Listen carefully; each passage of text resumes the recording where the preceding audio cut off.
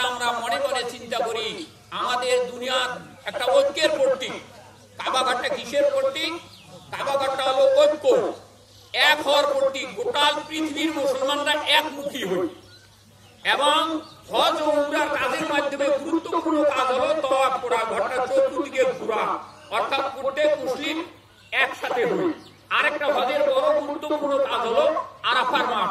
আরাফার মাঠ মানে হলো কি? পরিচয়ের মাঠ। এখানকার মধ্যে পরিচয় এবং তাকওয়া, এই দোয়াটা যে আমরা পড়ি ওইখানে গুরুত্ব দিয়েছে, বিস্তারিত আলোচনা আছে যে হজের শেষে এই কিছু সংখ্যক লোক আছে ও হজকারীদের মধ্যে আল্লাহ হেফাজত করুক, যারা হজ করেছে, যে আলোচনা কিছুটা টাচ করে দিয়েছে। সাদ্দাম যে বলছেন যে আমরা অনেকেই দান করি, নামাজ পড়ি, হজ করি, কাজ করি, আমাদের উদ্দেশ্য নিয়তটা খাঁটি থাকে না।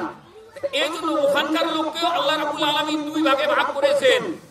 এক জাত লোক আছে, আমরা কয় কি ওয়ামিনহুম, এক ওয়ামিনান নাসি, মানুষের মধ্যে ইয়াকুলু রব্বানা আতিনা ফিদ দুনিয়া হাসানা ওয়া ফিল আখিরাতে মিন খালাক, লাইসা মিন খালাক, আয়াতটা মুখস্থ থাকতেছে না।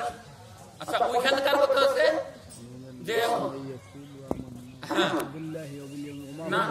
রব্বানা আতিনা ফিদ দুনিয়া হাসানা ওয়া ফিল আখিরাতি হাসানা, রব্বানা আতিনা ফিদ দুনিয়া। আমি বঙ্গানুবাদটা বলতেছি, পূর্বের আয়াতটায় তাদের দুনিয়া শুধু ওরা দুনিয়ায় চায়, পরকালে ওদের